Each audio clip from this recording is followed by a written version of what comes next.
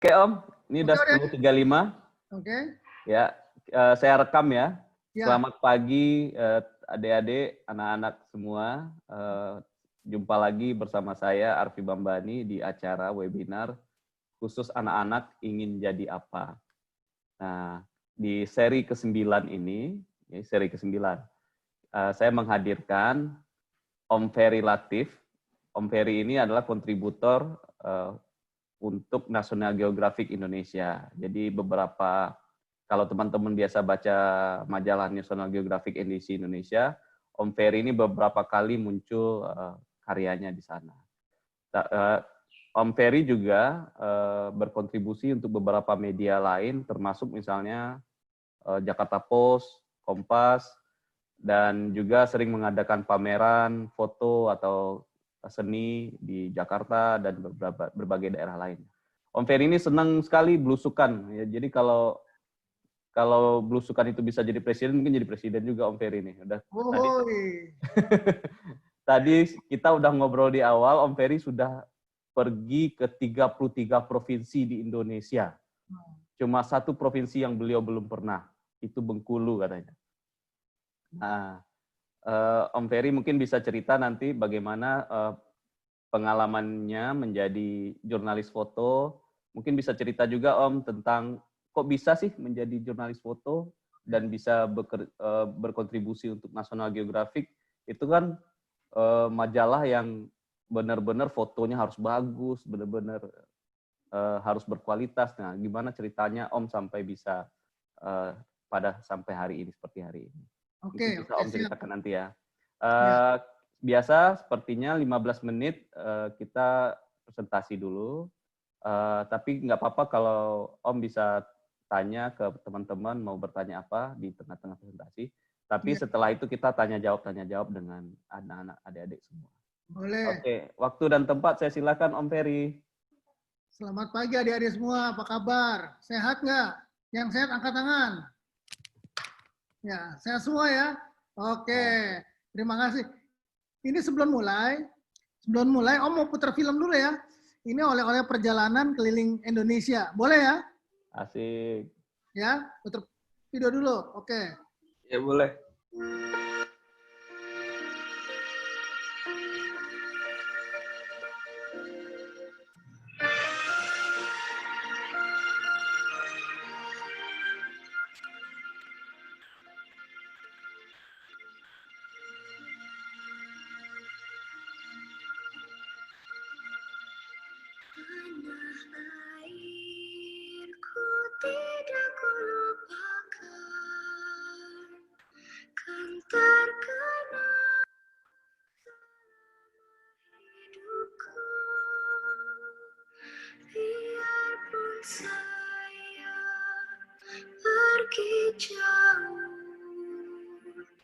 Tidak akan hilang dari kalbu.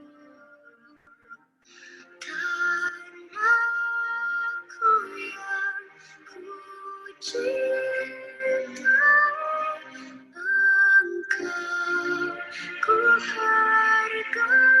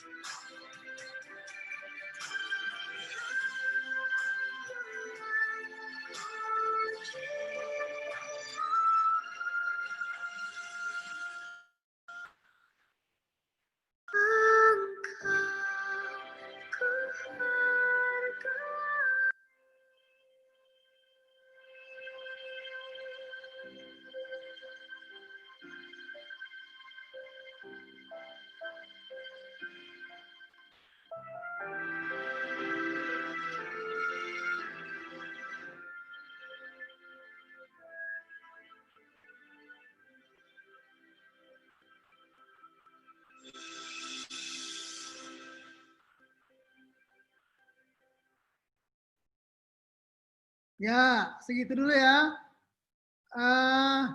Gimana? Videonya, gambar-gambarnya indah nggak Indonesia? Yang bilang indah tunjuk tangan. Angkat jempol ya, jempol. Kalau bilang indah, angkat jempol. Ya, indah nggak tadi videonya? Indah ya? Nah, itu salah satu pekerjaan Om. Bikin video, bikin foto, dan keliling Indonesia. Pertanyaannya, kok bisa begitu sih? Bisa ikutan bikin film, bisa motret gimana?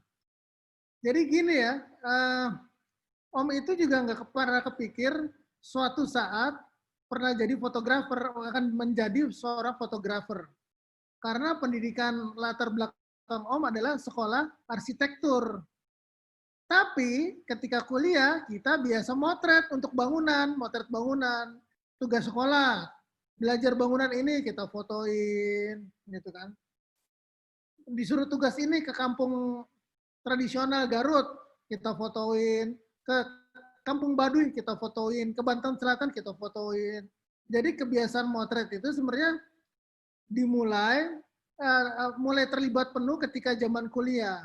Tapi sebelumnya dari zaman SD, Om udah ngelihat ada omnya Om ya, udah meninggal sekarang almarhum. Dia tuh pakai kamera yang gede zaman dulu tuh, yang kalau ngelihatnya tuh harus ngeliat ke bawah gitu. Jadi Om tertarik ngeliat, terus mulai pinjem Om pakai gitu. Terus mulai SMP nggak pegang kamera sama sekali. Pas SMA banyak temen yang mulai motret. Dan zaman dulu itu motret itu mahal banget. Mahal ya, harus beli film, terus harus dicuci, dicetak. Anak SMA punya uang berapa sih gitu ya. Jadi motretnya jarang-jarang. Kameranya dulu pakai Fujika. Nah begitu kuliah, mulai dapat tugas sekolah, mulai motret, ternyata enak juga ya gitu ya. Karena apa yang membuat memotret itu senang? Karena kita seperti menemukan sesuatu yang baru dari intipan jendela kamera tuh. Setiap kita ngintip, ya ada yang baru lagi, kita cekrek. Yang ngintip yang baru. Jadi bikin penasaran terus. Jadi itu yang kemudian kenapa orang suka fotografi? Karena banyak menemukan hal-hal baru yang indah di setiap bidikannya. Ya, jadi itu. Kemudian setelah lulus kuliah, udah kamera digantung gitu ya. Nyari kerja, sempat jadi arsitek, ternyata kayaknya saya kok nggak suka ya dulu lama-lama di meja gitu kan, sampai begadang-begadang. Arsitek itu salah satu pekerjaan yang melanggar ajaran Bang Roma Irama, jangan begadang. Nah, sama arsitek tuh dilanggar semua. Karena arsitek tuh orang ngerjain tugas sampai malam-malam, walaupun zaman saya kuliah dulu, gambarnya udah pakai komputer ya, udah mulai komputer. Kemudian saya keluar kuliah, kemudian mulai kerja dan kerjanya itu di perusahaan kakak. Nah, di perusahaan keluarga. Tapi masalahnya itu kan nggak sesuai passion gitu. Sangat obvious gitu ya. Sementara Om senang motret gitu ya. Akhirnya Om ikut deh kursus-kursus ya. Kursus-kursus diam-diam. Ikut kursus di Antara, belajar bikin potret manusia gimana sih. Dulu ada kerjasama sama gitu. Ikut. Kemudian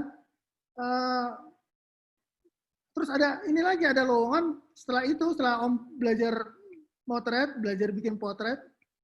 Jadi di istilah fotografi itu, kalau kita untuk motret orang disebut istilahnya portrait. Jadi Om dulu ikut pendidikan khusus bikin foto orang gitu ya, portrait.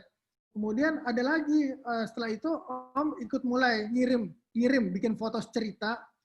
Dulu Om nggak ngerti teori foto cerita tuh kayak gimana sih, nekat aja. Pokoknya ngikutin naluri. Om bikin foto cerita tentang guru yang mengajar di Pulau Seribu.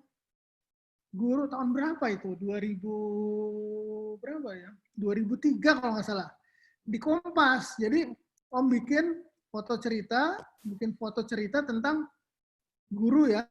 Jadi seorang guru yang dia guru bukan guru tetap, tapi guru honorer, rumahnya di Bekasi dan harus mengajar di Pulau Seribu. Jadi seminggu sekali dia ke Teluk Gong, naik perahu, nyebrang laut, terus berhari-hari di laut, terus balik lagi untuk pulang ke rumah setiap minggunya begitu.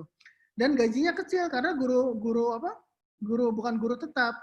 Kemudian Om bikin deh ceritanya tentang dia, betapa perjuangannya mencerdaskan anak bangsa, harus rela tidur di kelas, karena di Pulau Seribu tuh dulu belum ada ruang guru, jadi mereka tidurnya di ruang guru gitu.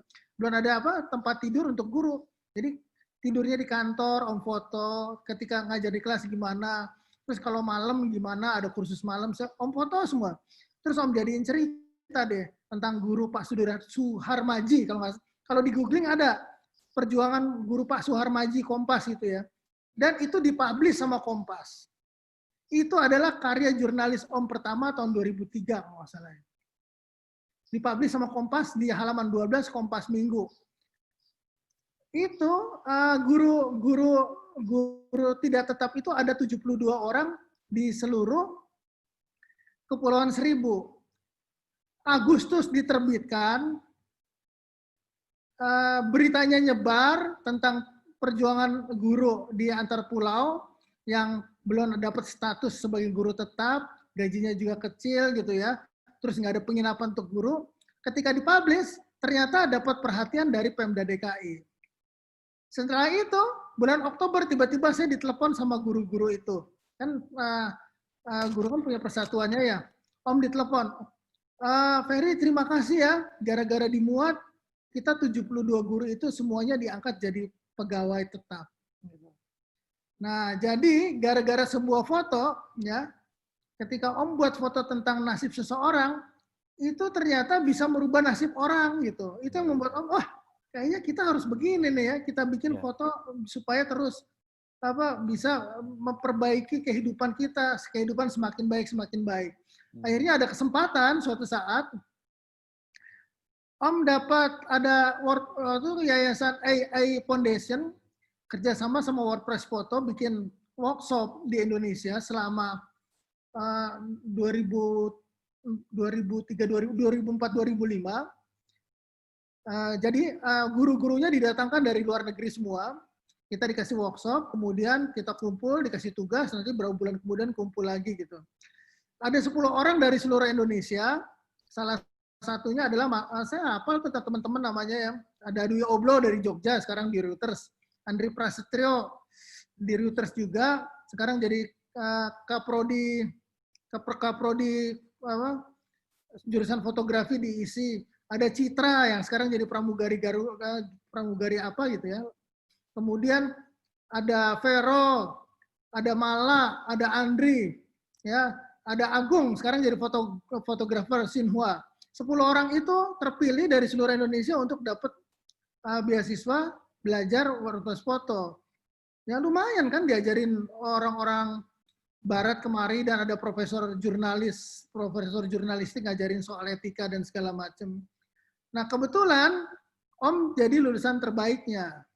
Nah, jadi Om lulusan terbaik Terus yang lulusan terbaik kedua, Oblo. Setelah lulus, tiba-tiba Om dipanggil sama National Geographic. Jadi begitu lulus, dipanggil di telepon, suruh datang ke kantor.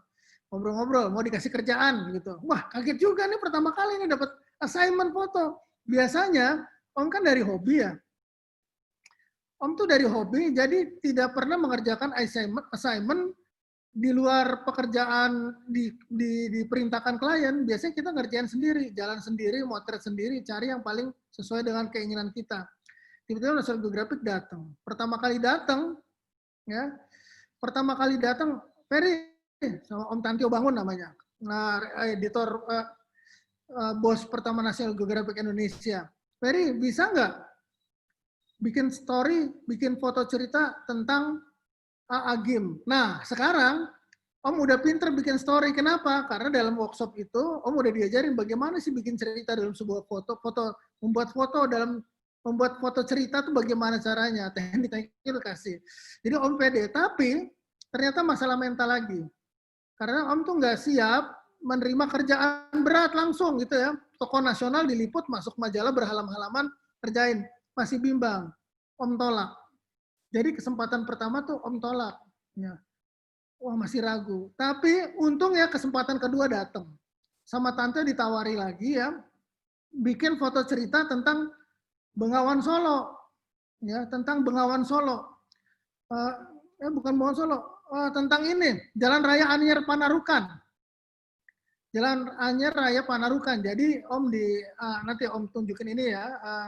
Om share ininya. Tunggu. Sebentar. Tunggu bentar.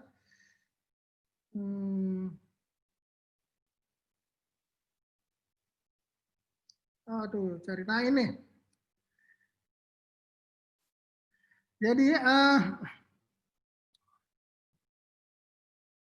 ini ya. Jadi sama Om Tantio dikasih kesempatan kedua. Ini tolong kerjain lagi assignment dari buku Jalan Raya Pos gitu ya. Jadi Jalan Raya Denles itu bukunya kita lihat sebelah kanan. Kemudian kamu baca buku ini, kemudian kamu bikin cerita versi kamu sendiri. Jadi pernah dengar Jalan Raya Pos kan? Jadi Jalan Anyer Panarukan dari Banten sampai Jawa Timur, Situbondo. Jadi Om ikutin tuh jalan itu berbulan-bulan dan bikin foto gitu. Ini hasil fotonya yang diterbitkan National Geographic. Nah, dari situ Om mulai percaya diri untuk mulai bikin story. Dan sampai sekarang keterusan bikin story gitu. Jadi sekarang penghasilan Om terbesar ya dari motret gitu ya. Dan dulu Om sempat kerja di 2 tempat. Karena kerja di perusahaan keluarga, jadi bisa semaunya gitu ya. Gaji buta, digaji di perusahaan sini, tapi juga tetap motret dapat uang gitu. Jadi, tapi Om pikir, ini nggak bagus nih, pasti hasilnya nggak bagus dua-duanya.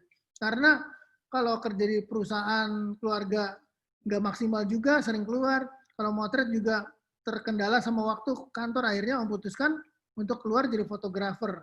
Bener-bener murni jadi fotografer, tidak mendua lagi. Gitu ceritanya. Ya, gitu aja ya sementara ya. Nanti kalau ada mau pertanyaan, Om langsung jawab. Banyak banget pertanyaan nih. Boleh dibaca di chat Om, ada pertanyaan-pertanyaan yang. Nah, ini topik ini namanya ikat kepala khas Bali, namanya udang, tulisannya udang, tapi dibacanya udeng, ya. Adanya di Lombok dan di Bali nih, kayak gini ya. Kemudian ada pertanyaan lagi. Fotografer memang harus jalan-jalan mulu ya? Iya dong, soalnya kalau di rumah aja gimana, mau motret apa? Masa mau tiktokan terus kalau di rumah terus ya? Terus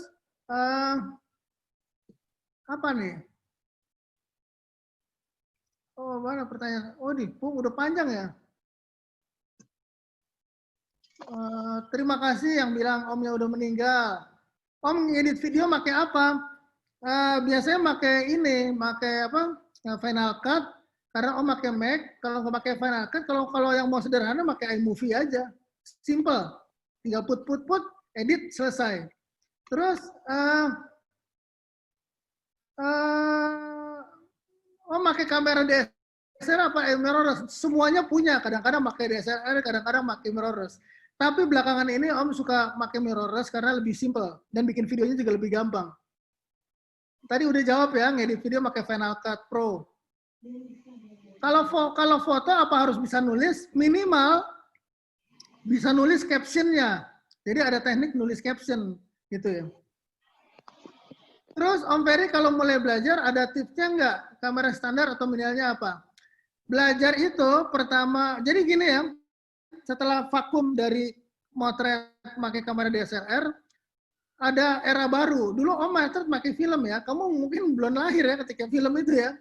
Jadi sekarang udah kenalnya kamera digital. Jadi ada periode transisi ketika Om belajar di film terus beralih ke digital. Ketika itu kamera digital mahal banget. Akhirnya Om beli yang pocket-pocketan aja. Jadi belajar pakai yang kamera pocket. Dan setelah udah matang baru Om beli kamera DSLR. Dulu Nikon D70 pertama, itu kamera sejuta umat. Dari situ kemudian terus berkembang, saban berapa tahun sekali beli kamera. Sekarang di rumah tuh ada 4 kamera lumayan tuh. 2 mirrorless, 2 DSLR gitu ya. Tapi ya belajarnya sih memang dari yang sederhana aja. Dan masalahnya sekarang semenjak mirrorless keluar, kamera pocket tuh hilang, diganti sama handphone. Ya. Semenjak ada handphone, kamera yang paling cepat mati adalah kamera pocket. Jadi kalau mau beli kamera pocket sekarang susah pilihannya. Jadi kalau nggak ada kamera pocket, mulai belajar dengan handphone. Karena handphone sekarang kualitasnya pun bagus gitu. Jadi jangan nggak pede kalau motret pakai handphone. Handphone pun bagus kok, jangan takut gitu. Ya itu. Kemudian pertanyaan apa lagi nih? Tunggu pertanyaan lagi. Harus pintar menulis nggak, Om? Tidak harus pintar menulis, ya. Tapi biasanya gini, memang foto itu adalah 1000 katanya gambar itu lebih bermakna dari 1000 kata. Kadang nggak perlu dijelaskan kata-kata. Tapi kadang bisa harus dijelaskan dengan kata-kata. Misalnya nama orang. Ketika kita motret orang mau disebut namanya gimana? Kan foto nggak bisa bicara sendiri, harus kita tulis. Ya harus tulis namanya siapa, lokasinya di mana, rumahnya di mana, masalahnya apa kan gitu. Tapi memang kalau baiknya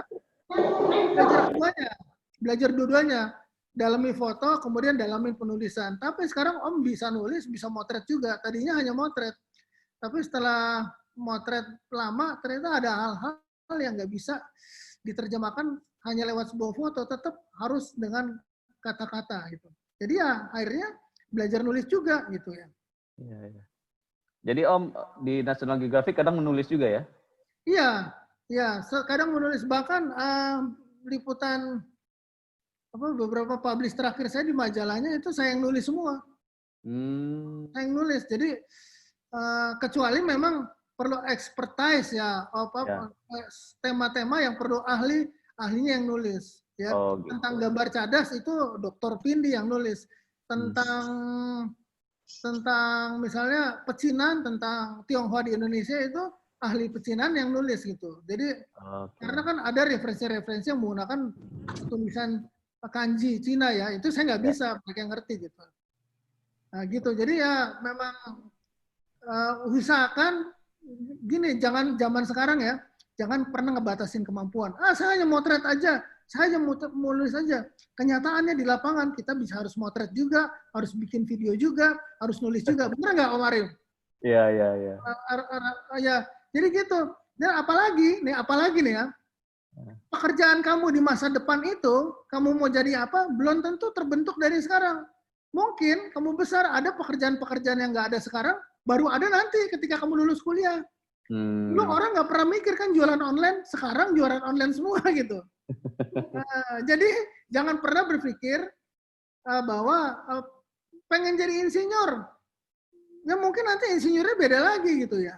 Ada pekerjaan lain. Ya, ada pekerjaan lain gitu. Mungkin nanti jadi ahli virus COVID atau gimana. Jadi di masa depanmu banyak hal-hal yang belum terjadi sekarang akan terjadi. Ya, siapa tahu nanti jadi ahli mobil terbang. Ya, dulu ketika Om mulai motret lagi nggak ada drone. Sekarang tadi lihat video Om tuh pakai drone semua.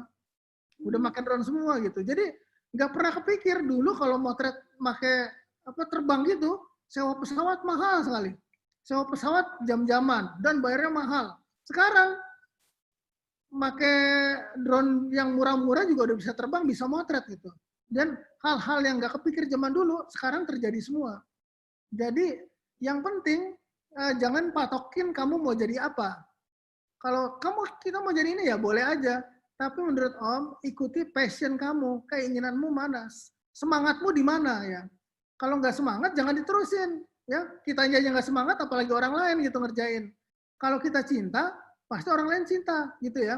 Kalau kita mencintai kerjaan kita, hasilnya pasti akan dicintai orang lain. Kalau kita nggak pernah cinta sama apa yang kita kerjakan, gimana orang lain bisa cinta gitu kan? Wah nggak suka gue nih kerjaan gue, terpaksa. Orang lain bilang lihat, gitu amat sih, gitu ya. Jadi mulailah, menurut Om sih ya, menurut Om kalau segala sesuatu, Om nggak punya cita-cita, tapi selalu mengerjakan segala sesuatu dengan sungguh-sungguh dan totalitas, dengan hati dan jiwa. Ya, kalau itu dilakukan terus-menerus, apapun yang kamu kerjakan, suatu saat orang akan mengakui itu bagus. Oke deh. Om nggak pernah belajar video, ya, hanya belajar foto, tapi lihat video yang tadi Om buat tuh salah satu video favorit orang yang suka ngomongin tentang cagar budaya Indonesia. Video itu sering diputar berulang-ulang gitu. Di Museum Nasional pun jadi tontonan itu di display. Ya gitu. Jadi, oke, ini ada beberapa pertanyaan lagi. Selain kamera, gadget apa yang digunakan fotografi? Banyak. Kamera, ya, kamera handphone. Jadi kalau nggak punya kamera yang mahal, pakai kamera handphone aja. Apalagi sejak 2014, 2015, standarnya udah tinggi. Sekarang hasil kamera tuh bagus sekali. Ya. Zaman dulu, motret tuh susah banget. Harus ada teknik ini, teknik ini, teknik ini. Tapi zaman sekarang teknologi mengambil alih masalah teknis. Dulu kalau motret gelap susah, sekarang motret gelap pakai handphone juga bisa. Artinya apa? Banyak masalah teknis yang diselesaikan sama teknologi. Motret zaman sekarang tidak perlu mengerti teknis lagi. Kalau zaman dulu harus ngerti teknis tuh. Kalau nggak ngerti teknis, hasilnya jelek. Tapi sekarang tinggal pilih aja menu di handphone. Mau milih foto makro, mau milih foto landscape, mau milih foto malam, begitu difoto hasilnya bagus semua gitu. Karena teknologi itu sudah diambil alih sama software. Masalah teknis sudah diambil alih sama software. Jadi jangan takut untuk motret pakai handphone. Pasti hasilnya bagus. Yang penting kan gini ya, adik-adik ya. Banyak orang jadi fotografer. Seluruh dunia jadi fotografer. Terus yang membedakan kita dengan yang lain apa? Semua orang punya kamera, semua orang motret. Bang Ferry. Ya, gimana? Ferry Latif. Relatif ya, apa kabar? Lani di grup biasa, di grup Indonicon. Oh, Indonicon nganu-nganu lah. Apa kabar? Nitip bang, anak-anak belajar sama bang. Thank you. Ya, silakan, makasih. Terus ada pertanyaan ya? Ini dari Valentinus bang, ada yang bertanya langsung. Ya, silakan. Valentinus, silakan. Halo Om. Ya, halo Om. Halo Valentinus. Aku mau nanya dong. Aku sempat kepikiran. Banyak orang sekarang mengupload foto sebagus apapun itu ke Instagram. Nah, itu bisa nggak sih dijadikan penghasilan samping atau pekerjaan samping?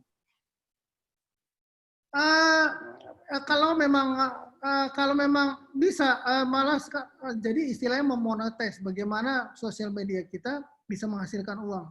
Itu bisa, tapi bukan jualan fotonya, tapi di endorse biasanya. Misalnya dia followernya udah 10 juta.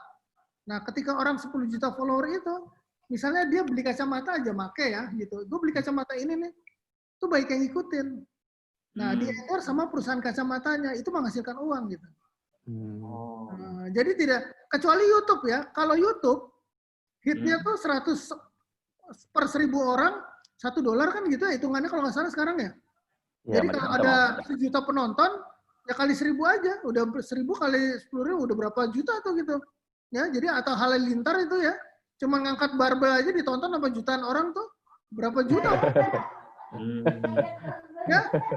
Jadi kalau YouTube tuh memang mengandalkan viewer dia. Kalau TikTok ataupun TikTok dan masih mengandalkan endorse gitu ya, masih mengandalkan endorse. Tahu apa sudah ada kerjasama apa sistemnya kayak gitu? Karena TikTok dan Instagram kan iklannya nggak seperti YouTube. YouTube bisa nge-cut tontonan kita. Kalau Instagram dan TikTok kan tinggal di swipe aja hilang iklannya kan. Jadi kalau biasanya orang nyari uang di YouTube gitu, ya. Dan TikTok, Instagram, Twitter tuh untuk promosinya gitu. Jadi nyari uangnya itu memang di YouTube gitu ya. Jadi bisa kok, bisa, jangan takut. Bisa semua, bisa segala sesuatu bisa menghasilkan uang asal punya bersungguh-sungguh total dan punya karakter gitu ya. Om tadi mau ngomong ya, setiap orang bikin video, setiap orang bikin foto, terus yang ngebedain apa? Setiap orang ke Monas, potret di Monas yang membedain foto kita sama foto orang apa? Di ide. Jadi sebenarnya jualan video konten itu bukan jualan video, tapi jualan ide. Bagaimana idenya supaya bisa ditonton orang banyak gitu loh, punya karakter sehingga orang bisa menikmati. Ya, ada vlogger-vlogger Indonesia yang tinggal jual lagi, itu menarik gitu loh, yang kayak Arek Martin, Om Martin dari Arek Surabaya itu, ya sekali upload berapa juta gitu kan, dan dia kerjanya jalan-jalan di Amerika dengan mobil dengan mobil karavannya itu. Ya, jadi dari hitnya aja dia udah dapat menghasilkan uang gitu. Jadi sehari begitu upload langsung lihat 1 juta gitu. 1 juta dibagi 1.000 udah berapa 1.000 ya? $1.000 tuh masuk kantong $1.000. 11 juta itu baru sehari gitu. Belum yang lain, belum endorse yang lain gitu kan. Gitu loh. Ini ada pertanyaan lagi ya. Selama perjalanan 33 provinsi ada sering motret makro nggak? Ya kadang-kadang motret makro, tapi penugasannya lebih spesifik ke sosial budaya lingkungan sih biasanya. Sosial budaya lingkungan gitu ya. Jadi motret makro itu apa sih Om maksudnya Om? Motret yang kecil-kecil. Bateraiku. Serangga. Bateraiku 13. Gitu. Dan yang lainnya. Jadi yang lebih makro ya, lebih kecil gitu, lebih detail. Oke. Terus Om, waktu buat sebuah cerita liputan ada deadline-nya nggak? Kalau untuk media ada. Misalnya sama National Geographic nih dikasih kerjaan, ada deadline-nya. Nanti naik cetak tanggal segini, tanggal segini ada. Bahkan untuk NGO juga ada. Ada misalnya untuk organisasi-organisasi atau perusahaan-perusahaan semuanya ada deadline-nya. Ada waktu yang ditentukan. Gitu. Terus kemudian apa lagi? Om, kalau jadi fotografer motretnya keluar negeri juga.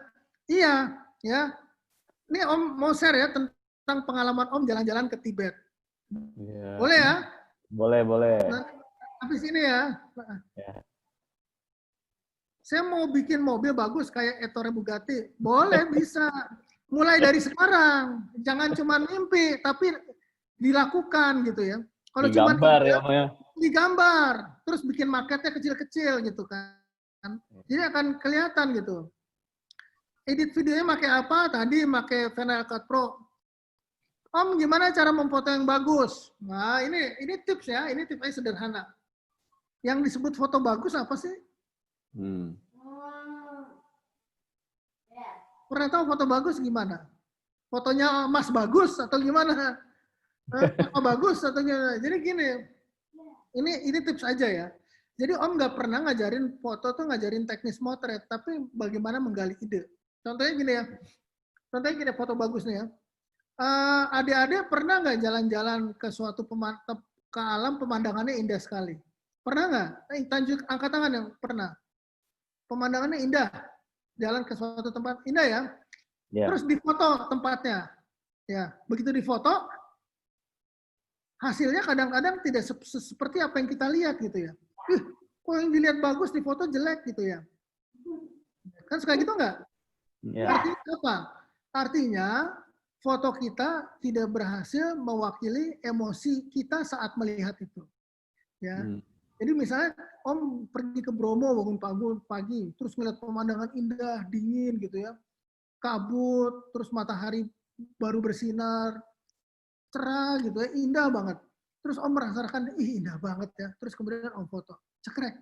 Apa yang Om lihat, apa yang Om rasakan, bisa berhasil difoto. Sama persis apa yang Om lihat. Kemudian Om share ke Twitter, Om share ke Instagram, Om share ke Facebook. Banyak orang yang suka. Artinya apa? Bagus nggak foto itu? Bagus, menurut orang bagus. Jadi, foto bagus itu adalah foto yang bisa ya menyampaikan emosi kita ke orang yang lihat. Jadi foto itu hanya media untuk menyampaikan emosi kita. Jadi foto itu hanya alat untuk menyampaikan emosi kita. Ya, ketika ada kebakaran, orang-orang panik. Saya lihat ibu-ibu nenteng buntelan, sedih, nangis-nangis gitu. Saya kok merasakan hal yang sama. Saya foto, begitu saya foto, saya share, orang merasakan hal yang sama. Aduh, kasihan si ibu ya. Berarti foto kita bagus. Orang yang melihat merasakan hal yang sama. Jadi foto kita berhasil menyampaikan emosi yang kita lihat. Jadi foto bagus tuh patokannya emosi kok. Ya mau gambar, mau warnanya bagus, tapi kita nggak ada ketertarikan emosi ya nggak ada ini. Itu kan gunanya fotografi kan sebagai bentuk visual komunikasi untuk mengkomunikasikan ide, mengkomunikasikan apa yang kita rasakan gitu ya. Itu yang disebut foto bagus, Sasna. Ya. Ada lagi yang mau bertanya langsung ke Om Ferry? Silakan pencet raise hand ya. Om, kalau pengalaman paling berat Om selama meliput itu untuk foto itu apa Om? Pengalaman yang penuh rintangan, ini ada pertanyaan soalnya. Pengalaman paling berat. Wah, Om putar videonya ya, Om putar videonya ya. Ya, silakan Om. Tunggu. Tunggu ya, ini banyak soalnya nih.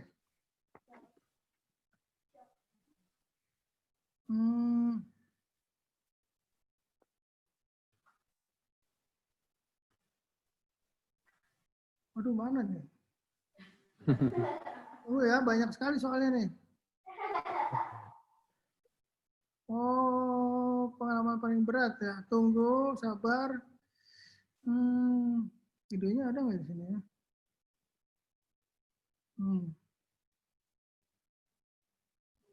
Oh, ini nih kayaknya ada nih.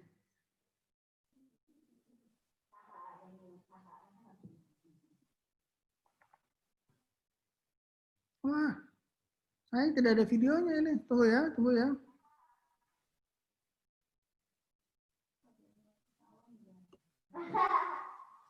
Itu Gi yang ketawa.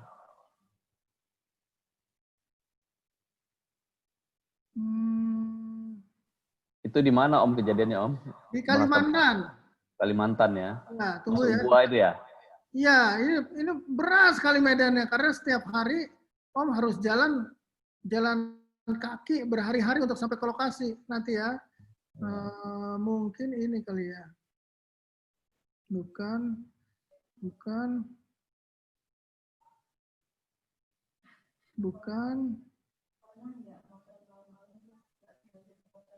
Nah ini ya, komputer ya.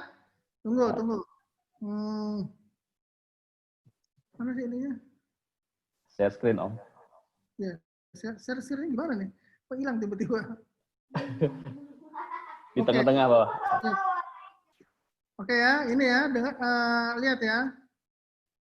Nah ini nih. Oke. Wow. Oke. Ini persiapan untuk tim ke Gunung Sangkulirang dan Mangkaliat. Kita rombongan pertama nih berjumlah berapa orang ya? Ini timnya. Seluruhnya 36. Tim pertama yang tim buku jalan. Ini kita jalan. Oke, sip.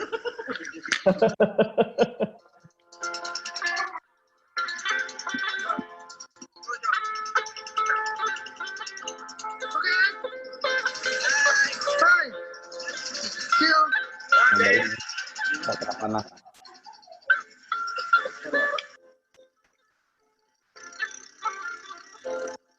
Itu buka pakai masker apa lumpur Om? Pakai masker, beras dingin, supaya nggak hitam.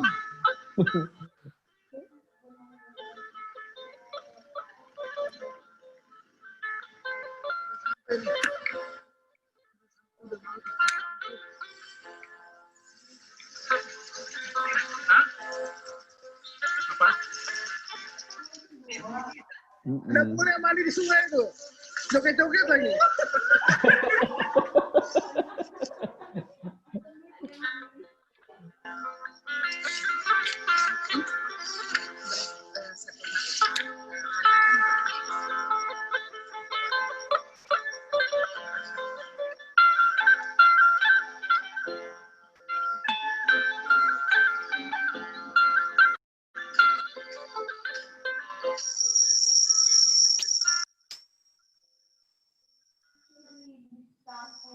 Jangan ke situ tuh. lubang-lubang buah-buahnya.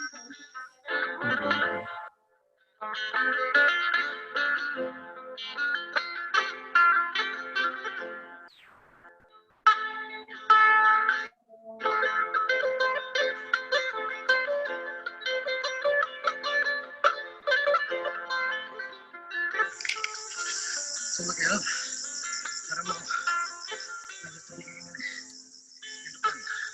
Sekarang bersih juga.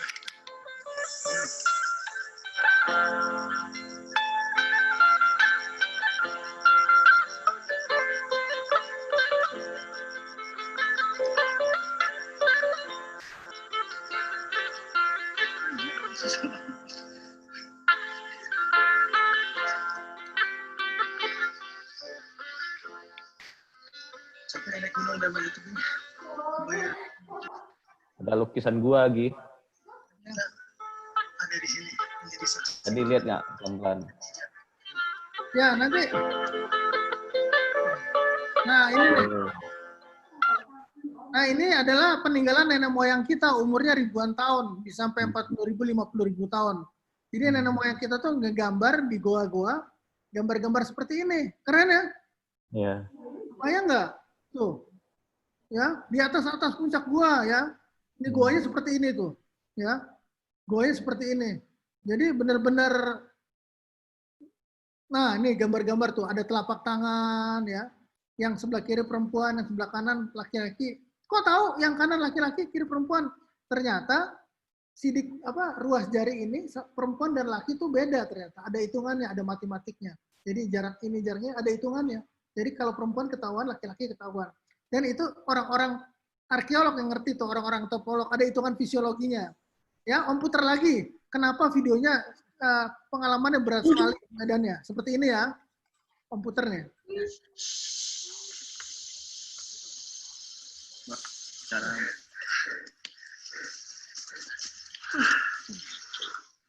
Kaki buat kayak gini. Kaki kena. Jadi bedanya, setiap hari kita ketemu kayak gini nih. Dan tidak habis-habis. Wah, ini lucu. Mau masuk gua harus lewat gua lagi. Maybe it's your... Tuh, minumnya karena nggak ada air di hutan, nah ini pakai akar minumnya. ngumpulin air di gua. Bajakan. Ya, mama baru minum. Ini susah air. Jadi cara ngumpulinnya lewat tetesan-tetesan air yang kita kumpulin sampai banyak kita dimasak. Kemudian kita tampung air. Nanti dicidukin. Nah, seperti itu ya. Itu medannya. Jadi karena karena susah air di tengah hutan, akhirnya kita ngumpulin air dari akar, kemudian bikin tampungan tadaan embun, tetesan air seperti itu. Jadi itu deh, itu kalau ditanya kenapa, apa yang paling susah ketika motret, apa yang paling susah? Itu yang motret paling susah ya. Terus Om lihat lagi pertanyaannya, ngeri karena nanti ada gundruwonya. Dulu. Terus terus Tadi apa? kita 54.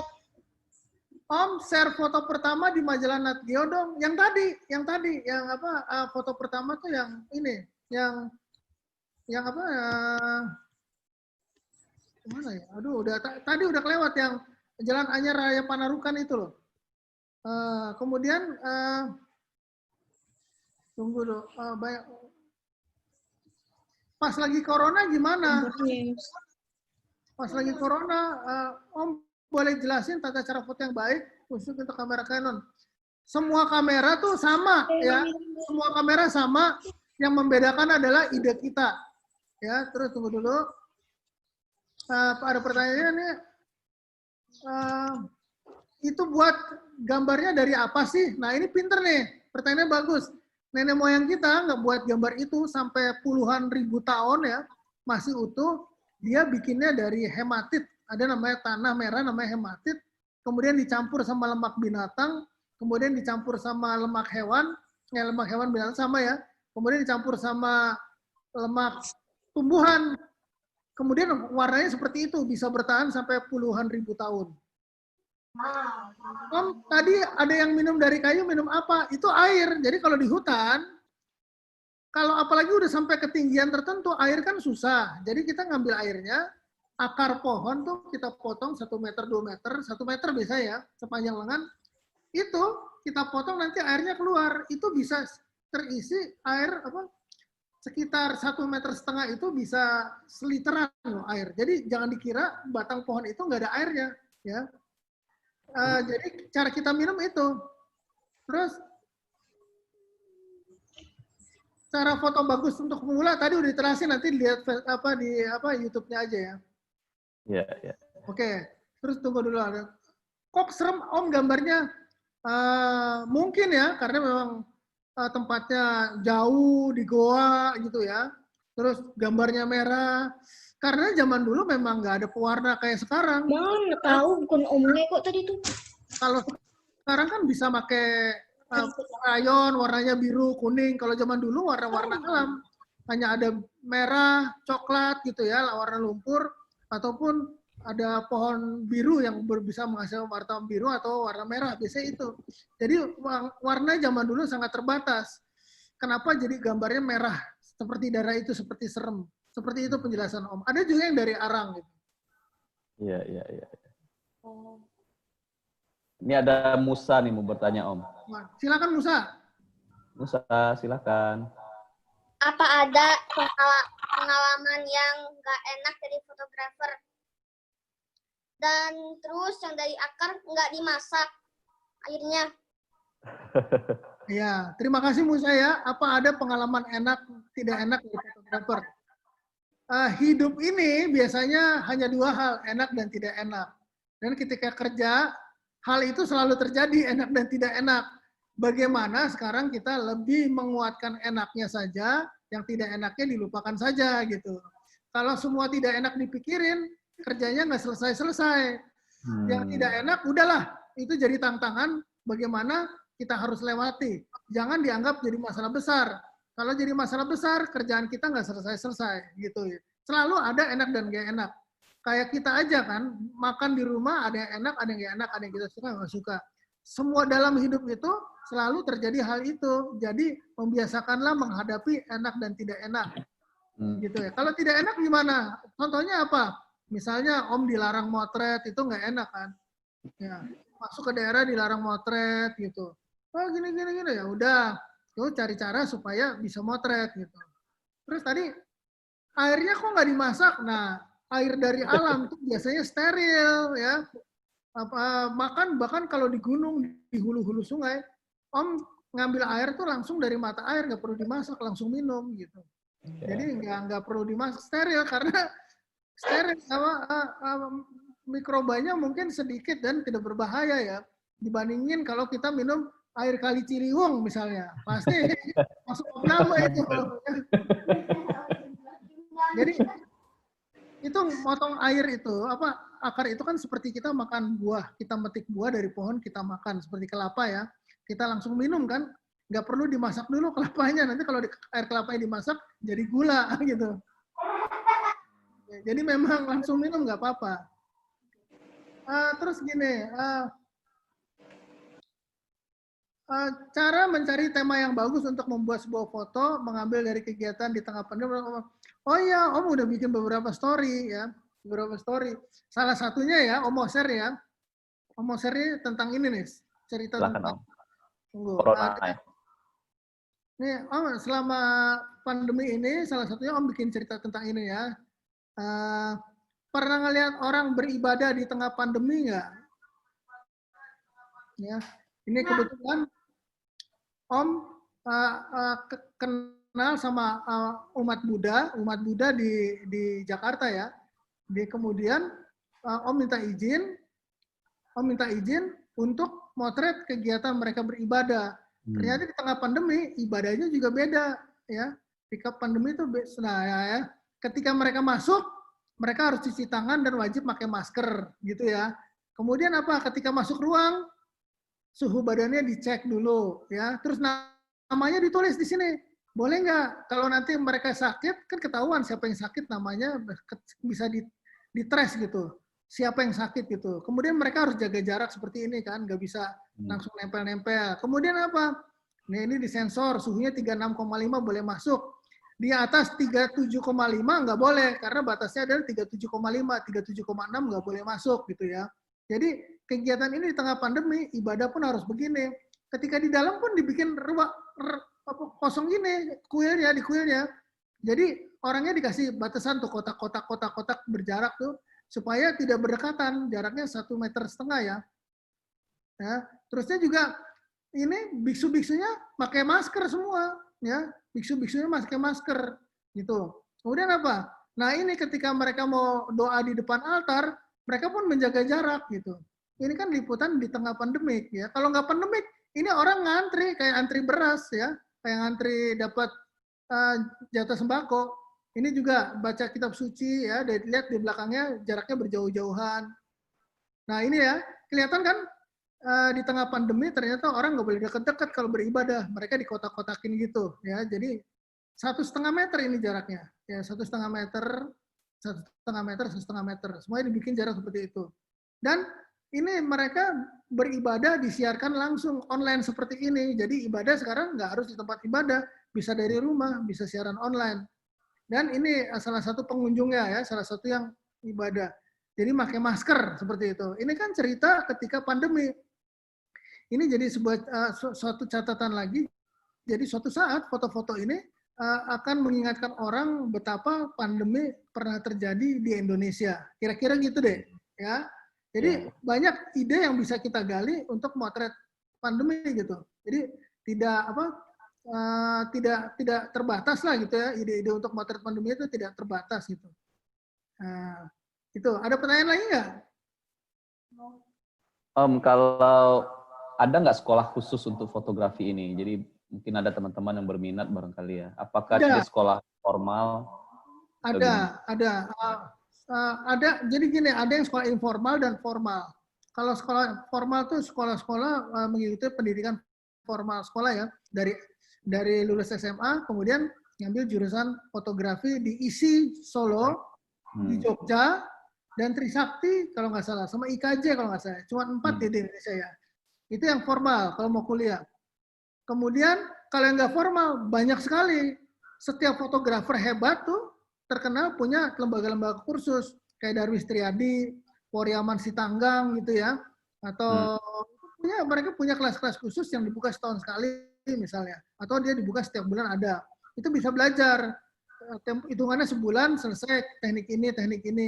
Ada yang sangat tematik, spesifik, misalnya galeri foto jurnalis Antara. Dia terbuka, boleh sarjana, boleh anak SD, boleh siapapun boleh, asal benar-benar fotografi. Dari kelas umum dan kelas jurnalistik.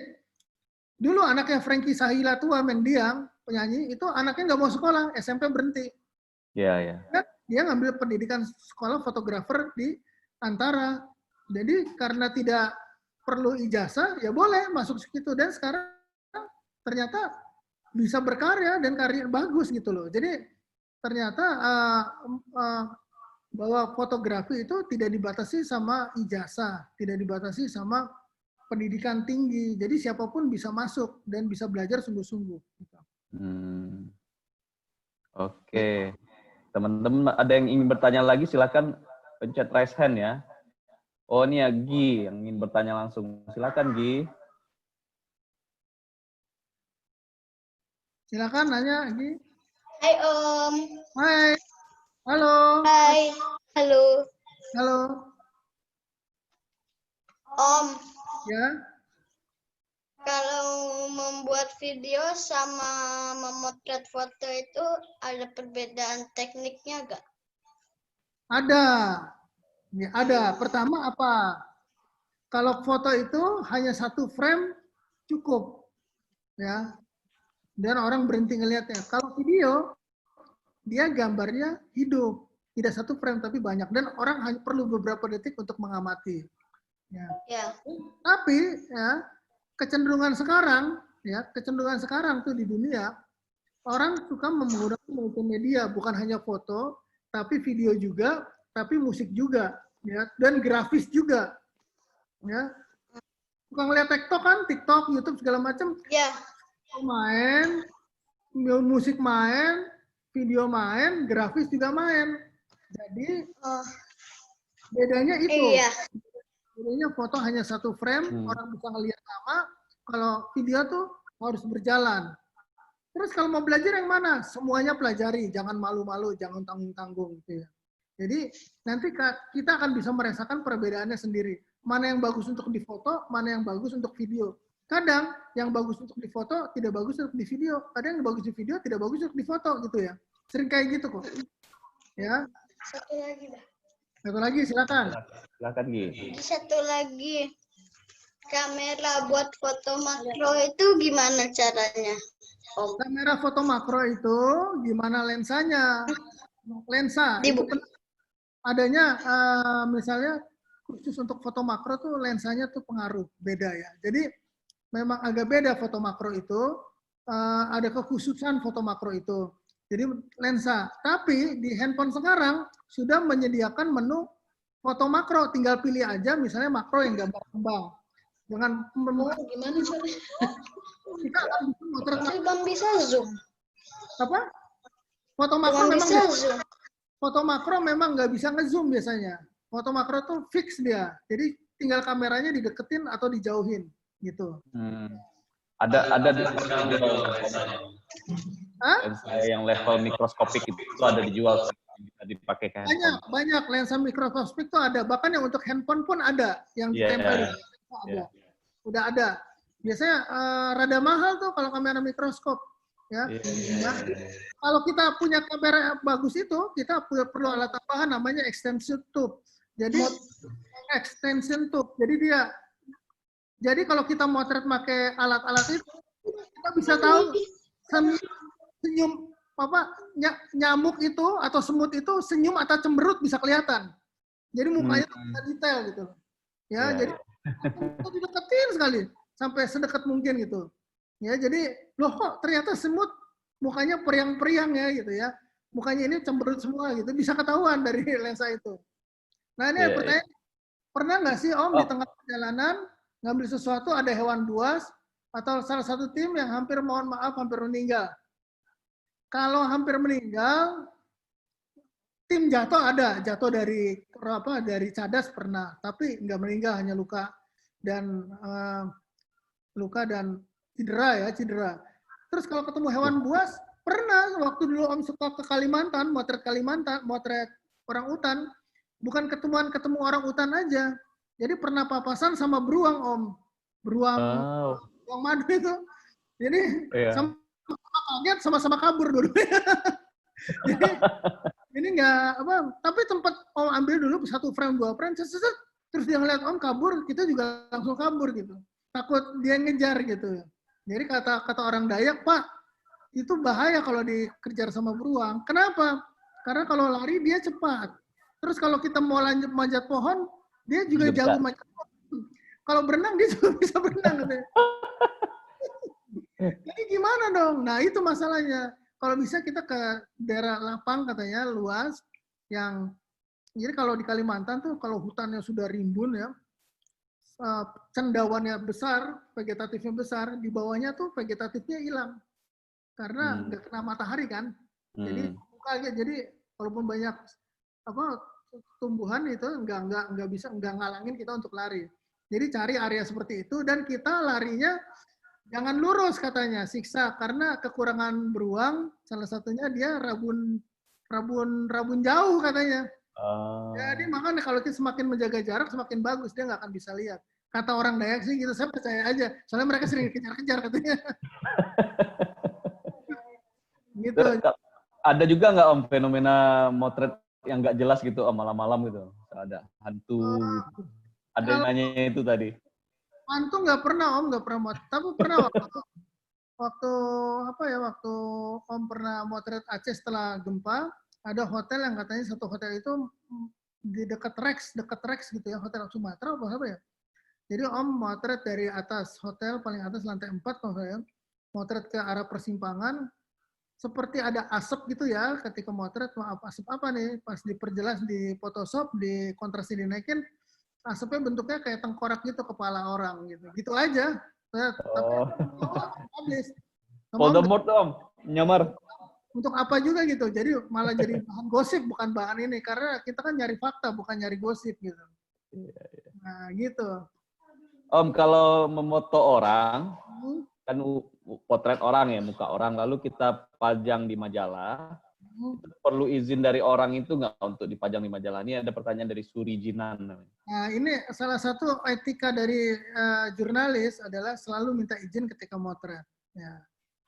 Kalau saya motret di lapangan selalu minta izin. Boleh mau saya motret nggak? Kalau nggak boleh ya jangan gitu. Ya, karena kalau kemudian dipaksa boleh, kemudian masuk majalah orang yang keberatan kita bisa disu. Ya, sebaiknya minta izin ya. Kecuali di tempat umum ya, kita mau keramaian gitu kan, motret ya nggak apa-apa. Tapi kalau kita deketin satu orang, kita minta izin ya. Gimana cara minta izin? Boleh nggak? Ya boleh. Asal apa modalnya? Modal pengalaman keliling Indonesia cuma satu. Hahaha, ya. Hahaha, jangan serius. Boleh motret nggak? Mukanya ngotot gitu ya, nggak akan dikasih gitu. Hahaha aja, ketawa-ketawa, senyum-senyum. Gini. Oh, ini aduh, baju adatnya bagus sekali ya. Boleh difoto nggak? Oh, boleh. Gitu, akhirnya kan gitu. Jadi kalau punya bawa permen, kasih permen gitu loh. Jadi nggak pendekatannya nggak tiba-tiba, memang harus ngobrol dulu ya. Tapi nanti semakin sering motret di lapangan, kita semakin gampang minta izin ya. Kemarin Om motret di ini ya, baru 1-2 hari Om kan keliling dapat kerjaan ya motret suasana era normal, era new normal. Om keliling Jakarta, Om motret tempat-tempat keramaian. Jadi gimana sih orang siap apa enggak sih sama new normal? Ya kesimpulan Om sih orang Indonesia belum siap sama new normal. Dengan social distancing belum normal. Jadi Om fotoin tuh, ada langsung minta izin semua dari Tanah Abang, dari kota, Gatot Subroto, datengin dan minta izin. Kalau kita minta izinnya baik-baik, senyum, pasti orang merespon dengan baik. Coba kalau gini aja deh, sederhana aja. Contohnya, kita jalan, papasan sama orang, kita melotot, kita pelototin, kita wajahnya beringas gitu ya. Kira-kira respon orang gimana? Terus kalau ketemu orang, kita senyum gitu, sopan, nunduk, halo gitu. Terus respon orang gimana gitu. Jadi gimana pendekatan kita ya? Kalau kita senyum baik gitu, nanya apa kabar, gini boleh saya foto, pasti diizinin. Jadi jangan takut minta izin. Itu tantangan fotografi memang itu izin. Gimana supaya mau? Ini ada Musa Sabit juga mau resen lagi nanya. Silakan Musa. Kalau mau moto harus pakai tripod atau pakai tangan? Kalau pakai tangan kan suka goyang-goyang dikit. Ya. Jadi gini, Musa tergantung kebutuhannya fotonya untuk apa.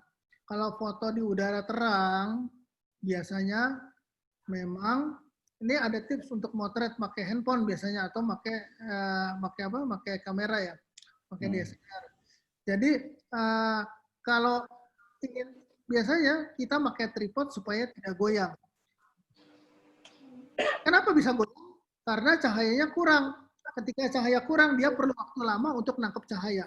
Ketika perlu nangkep, jadi gini ya, ibaratnya keran ya. Ini Om jelasin ya. Kalau kerannya airnya banyak, ya, kerannya airnya banyak, ngisi seember kan cepet ya, ser gitu, ngisi seember cepet. Kalau airnya netes-netes, ngisi seember bisa 2 jam. Itu seperti itu juga motret. Ketika cahayanya banyak, kita nggak perlu waktu banyak untuk mengcapture gambar. Kita langsung jadi. Tapi kalau cahayanya kurang, kita perlu waktu untuk nampung cahaya. Karena lama itu, kameranya bergerak, maka orangnya juga bergerak. Karena itu, biasanya tripod digunakan untuk motret dalam keadaan gelap. Jarang-jarang orang motret dalam keadaan terang tripod, kecuali untuk motret model di studio ya. Motret benda gitu kan, supaya komposisi tidak berubah. Atau kalau untuk produk ya, pakai tripod supaya komposisi tidak berubah apa? Kita motret nanti bisa di Photoshop dengan posisi yang sama gitu. Jadi gitu, keperluannya tergantung keperluannya apa. Jadi kalau memang untuk agar tidak goyang ya gunakan gunakan tripod. Kalau untuk foto produk di komersial biasanya kita pakai tripod supaya apa? Ketika kita misalnya gini ya, Om motret bayi nih. Pakai tripod, bayinya tetap di situ kan, kita foto. Cekrek, foto pertama bayinya senyum. Tapi matanya sedih. Foto kedua bayinya matanya gembira tapi mukanya manyun gitu. Nah itu di Photoshop, gambarnya senyumnya dipindahin ke yang matanya real. Kalau posisi kameranya berubah, Photoshopnya lebih sulit. Tapi kalau kameranya tetap, memudahkannya lebih gampang. Gitu. Keperluannya seperti itu bisa komersial. Oke, 10 menit lagi ya. Teman-teman silakan raise hand bagi yang mau bertanya. Musa, apakah udah ada pertanyaan lagi? Oke. Itu ada yang nanya Om, foto yang ada di Aceh tadi, di Hotel Aceh tadi ada penampakannya itu bagaimana tuh? Bisa di-share nggak? Wah itu Om udah nggak ada, tapi di harddisk mana gitu, di harddisk yang mana, jadi susah banget ya. Jadi nggak pernah ini. Tapi untuk penutup nih, adik-adik mau Om ajak jalan-jalan ke Tibet mau nggak? Mau. Ya, oke ya. Jadi memang salah satu kenapa Om mencintai fotografi, suka fotografi, kenapa gini? Pertama, pekerjaan ini sesuai dengan passion Om, ya, passion dengan girang Om keinginan, ya. Girang. Dua, suka jalan-jalan, ya. Keliling Indonesia dan keluar negeri. Ketiga apa? Dibayar. Keempat apa? Kita nemu makanan yang aneh-aneh di seluruh dunia gitu ya. Iya. Itu adalah pengalaman berharga ya. Ini Om mau bagi pengalaman di Tibet ya. Silakan Om. Jangan ya, tunggu ya. Mana nih Tibet? Enot. Mana nih? Mana ada nih?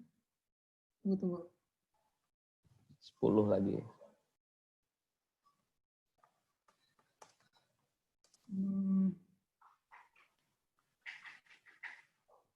Tunggu ya. Ada ya?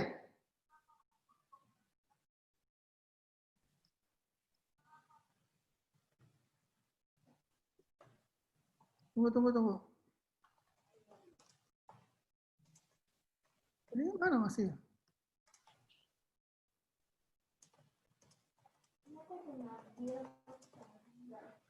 Ini tuh mana ya? Keynote-nya tunggu. Belum keluar nih keynote-nya nih. Tunggu.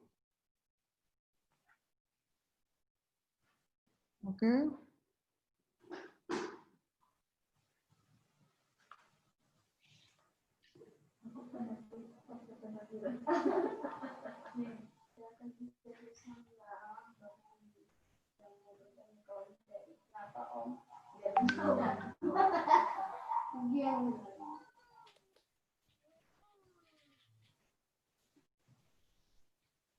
Oke ya, ini Om ajak jalan-jalan ke Tibet ya. Ya. Ya, jadi salah satu kenapa di Tibet tuh menarik, alamnya indah banget dan penduduknya jarang. Jadi kalau kita motret di mana-mana gunung gitu ya, hanya kampung-kampung gitu ya. Nah ini Om pernah tinggal di pesantren sana. Ini pesantrennya nih. Jadi ini pesantrennya. Jadi kuil buat biara ya. Ini ya. Ini orang-orang doa, lihat ya. Indah ya pengalaman gambar warna-warnanya. Jadi seperti di Indonesia ketika subuh ada yang mukul beduk azan, di sana pun begitu. Ya, pagi-pagi udah ada yang masuk beduk ya, karena memang katanya tradisi pesantren itu adalah adaptasi dari tradisi Buddha mereka bangun pagi pukul beduk gitu dan mereka mulai berdatangan nih. Ini biksu-biksunya ya. Ini calon biksu dan calon-calon biksu. Ini di dalam kuilnya mereka berdoa pagi. Jadi pagi-pagi itu mereka berdoa sambil sarapan. Mungkin dingin banget ya, bangun. Jadi ada sebagian santrinya yang bikin susu yak gitu ya, sama mentega, kemudian diminum sambil sarapan gitu. Oke.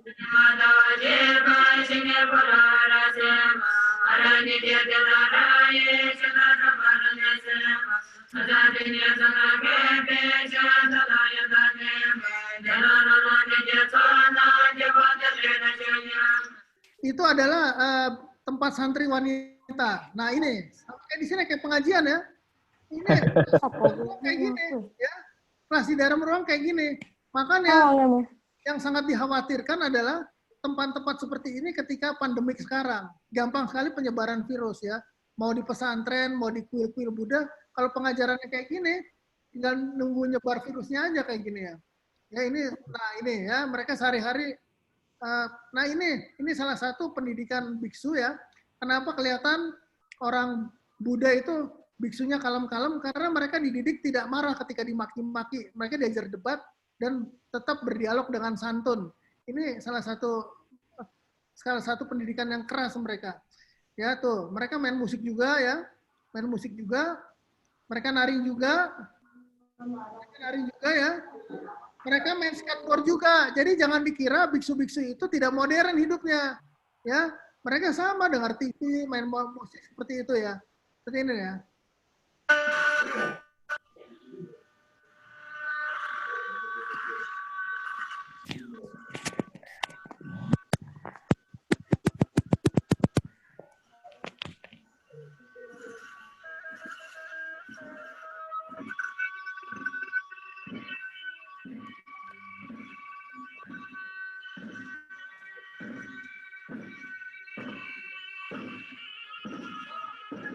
Ya, kehidupannya seperti itu. Nah ini.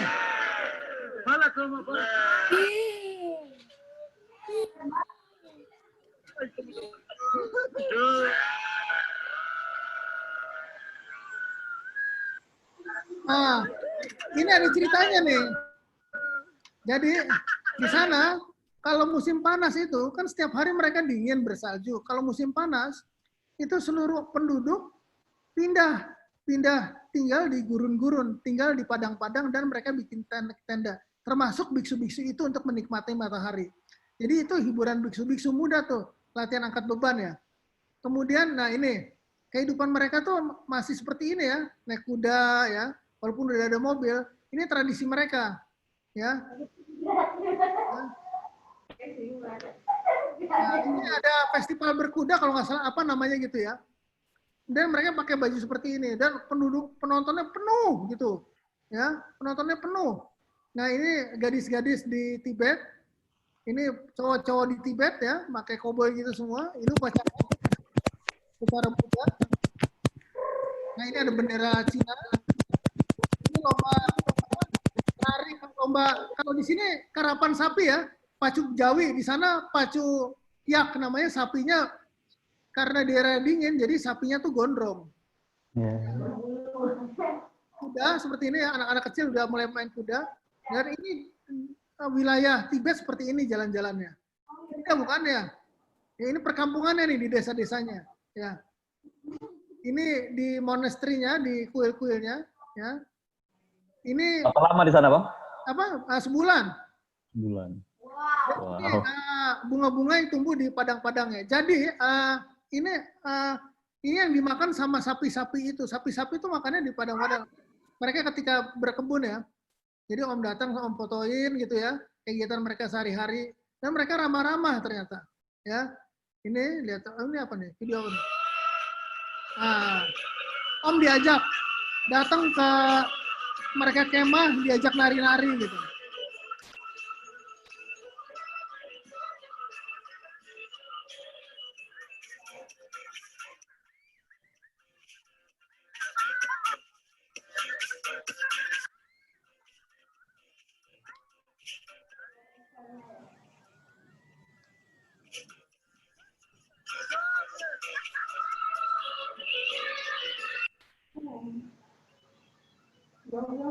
Jadi ya, di Tibet itu kalau musim panas, semua orang tinggal di padang. Nah, jadi karena mereka tradisinya dari nomaden. Jadi rumah batu itu kalau ketika musim dingin aja, rumah-rumah kayu. Ini biksu. Nah, ini Om tinggal di sini nih. Om tinggal di sini. Ya, di keluarga ini, di suku nomaden. Nah, ini. Om belajar bahasa Tibet. Langsung cuti. Langsung cuti. Langsung cuti. Cuti. Cuti. Day. Cuti. Cuti. Cuti. Cuti. Cuti. 这不是 day。day。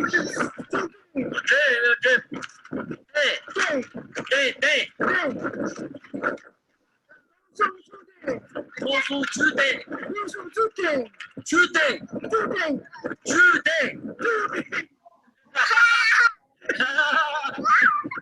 Bahasa Tibet itu ternyata susah ya. Jadi kegiatan petaninya gini, setiap pagi meras susu ya. Karena mereka bangsa nomaden ini hidup dari hasil ternak. Susunya, Kuda. Itu dagingnya. yak. Bukan kuda itu. Ini yak. Ya, ini yak dikawinin ya supaya menghasilkan baik. Ini susunya dibikin kayak gini ya. Jadi di rumah orang Tibet itu karena dingin, selalu ada tungku pemanas di tengah-tengahnya untuk masak dan untuk menghangatkan badan. Ya, ini Dalai Lama. Ya, jadi Dalai Lama tuh nabinya orang Tibet ya. Nah ini dikawinin. Ini ketika malam ya. Ini di suasana malam hari mereka masak susu sampai malam. Dan ini adalah lomba pacuan kuda mereka. Jadi pacuan kudanya lucu. Kalau di sini kan di stadion gitu ya. Kalau dia enggak, dari kampung satu ke kampung satu yang lain. Jadi rally gitu ya. Mulai dari kampung ini misalnya ya, didoain dulu sama bikinnya. Kemudian mulailah pertandingan ini dimulai ya. Disebar kertas-kertas doa untuk kekuatan kuda dan segala macam. Ini joki-jokinya nih. Ya, ini kuda-kudanya. Nah ini mulai nih dari kampung ini star ya. Kemudian mulai deh mereka berpacu. Ini bendera star nih misalnya ya. Nah mulai mereka terus setelah star mereka jalan sampai berapa lama ya. Nah kita pindah ke titik desa untuk finishnya. Jadi penonton berbondong-bondong pindah ke desa finishnya. Lihat ini pemandangannya ya indah banget Tibet ya. Jadi lomba kuda di antara lembah gini gitu loh, dengan bunga kanan kiri gitu. Ini tuh, ya ini lombanya. Jadi antar kampung. Ini ketika mau masuk finish. Nah ini masuk finish nih. Finishnya gini, nanti dari sini pindah ke kampung lain untuk start lagi gitu. Jadi dari pagi sampai sore itu beberapa desa, kita melewati beberapa desa. Gitu. Ini juaranya. Jadi yang didapat piala tuh bukan jokinya di sana, tapi kudanya yang diperhatikan. Nah, jadi memang kuda itu sangat dihargai di sana karena apa? Kuda itu yang bisa melampaui medan-medan berat seperti ini. Kalau jalan kaki, karena gini ya, di daerah ini kan daerah 3.000-4.000 meter itu bernapas susah sekali, gitu ya. Bernapas susah sekali kalau kita jalan jauh 1 kilo 2 kilo aja itu udah ngos-ngosan setengah mati. Cuman kuda ini yang kuat ngangkat barang dan segala macam. Makanya kuda itu sangat dihargai. Jadi lomba ini adalah lomba penghargaan untuk kuda. Gitu ya. Dan ini dapat salam dari biksu-biksu sana. Ya.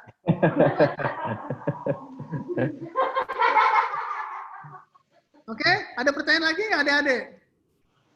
Oh, ini ada Karisa tadi mau nanya. Ya. Karisa. Karisa Bukan nanya. Karisa. Pak, ini. Zaki. Pada. Karisa. Ini, tolong. Pak, cepat. Ini menjelang apa? Mana Karisa? Karisa. Tadi pencet raise hand. Mana dia? Ada pertanyaan lagi nggak? Atau bacain chatnya aja kali, masih ada chat kali ya? Penontonnya harus pakai mobil. Ya, penontonnya memang semuanya naik mobil rame-rame. Jadi kalau nggak naik mobil nanti ketinggalan sama kudanya. Udah cepat. Tapi itu pertama kali ya seumur hidup Om ngelihat kuda keringetan. Oh. Ternyata medan gunung gitu, daerah tinggi kan oksigennya tipis. Jadi mereka benar-benar kudanya tuh kerja keras sekali sehingga begitu finish basah kuyup kudanya keringetan. Pertama kali Om ngeliat kuda basah kuyup kayak gitu keringetan. Gitu. Oke. Oke, Om. Oke, ada lagi Ya, nggak? ini ada yang tanya, Om pernah bingung nggak mau foto apa? Lagi ada pemuda. Biasanya bingung tuh ketika kita mau mencari cerita apa. Jadi gimana cara ngetesin bingung? Itulah gunanya kita banyak baca, kita banyak tanya, kita banyak lihat TV. Jadi kita timbul ide-ide baru, lihat foto-foto orang lain. Dengan ngelihat itu kita bisa timbul inspirasi tuh. Oh, foto ini kayaknya bagus nih. Oh, foto ini kayaknya bagus gitu. Jadi kebingungan itu bisa disiasati kalau kita banyak membaca, banyak melihat, banyak diskusi. Atau bahasa kerennya riset. Jadi kita harus pelajari. Kalau kita sering riset, itu nggak akan pernah bingung mau motret apa. Malah saking banyaknya malah bingung milih yang mana gitu. Jadi selalu ada bahan. Jadi nanti bingung milihnya mana yang paling penting yang ini kita pilih. Gitu. Jadi kalau kita banyak baca, banyak pengetahuan, malah bingung kan? Yang mana yang mau dipakai nih gitu. Jadi ya intinya jangan malas baca, jangan malas nonton, jangan malas diskusi, jangan malas ngelihat karya orang lain. Jadi kelemahan kita adalah teman-teman ya suka malas ngelihat karya teman yang lain gitu. Takut bersaing, enggak, malah melihat karya orang itu bagian dari referensi kita. Kita membandingkan, oh dia gitu ya. Kadang-kadang ide saya tuh timbul dari ngeliat fotografer lain. Iya ya, kenapa kita nggak bikin gini, dia bikin ini, kita bikin gini gitu. Iya, iya. Oke Om, sepertinya waktunya udah mau habis Om. Ya. Ada closing statement Om, penutup buat adik-adik yang menjadi fotografer. Oke ya, closing statementnya satu aja. Pertama ya, pekerjaan kalian di depan nanti, cita-cita kalian di depan nanti, mungkin saat ini belum ada. Ya. Suatu saat nanti ada pekerjaan baru yang mungkin sesuai dengan masa kalian. Ya, waktu zaman Om juga dulu motret pakai film, sekarang. Kedua apa? Kedua, kerjakan segala sesuatu dengan sungguh-sungguh, dengan segenap jiwa dan dengan segenap hati dan jiwa kalian. Kalau kalian sungguh-sungguh, hasilnya akan kelihatan ya dengan hati dan jiwa. Ketiga apa? Jangan pernah ngebuang peluang. Ketika ditawarin segala sesuatu, ambil dulu ya, masalah nanti nggak bisa urusan belakang. Yang penting ambil dulu kesempatan itu. Karena kebetulan Om dapat kesempatan 2 kali tawaran. Kadang-kadang tidak ada tawaran. Jadi kalau ada tawaran peluang, kamu mau ini enggak? Gini, ambil aja dulu. Masalah nanti nggak jadi, urusan belakang. Yang penting peluang itu kita ambil. Jangan pernah melepas peluang begitu aja. Ya, kalau misal ada tawaran, mau ikut ke Dufan nggak? Langsung ambil aja, ayo ikut. Masalah nanti mau ikut apa enggak belakangan gitu. Yang penting kesempatan itu kita ambil dulu gitu. Ya, peluang tidak pernah, kesempatan jarang datang 2 kali, hanya sekali seumur hidup. Dan kalau kita tidak manfaatkan, udah terlewat seperti itu. Oke Om. Om Ferry, terima kasih banyak ya sudah berbagi dengan teman-teman di sini.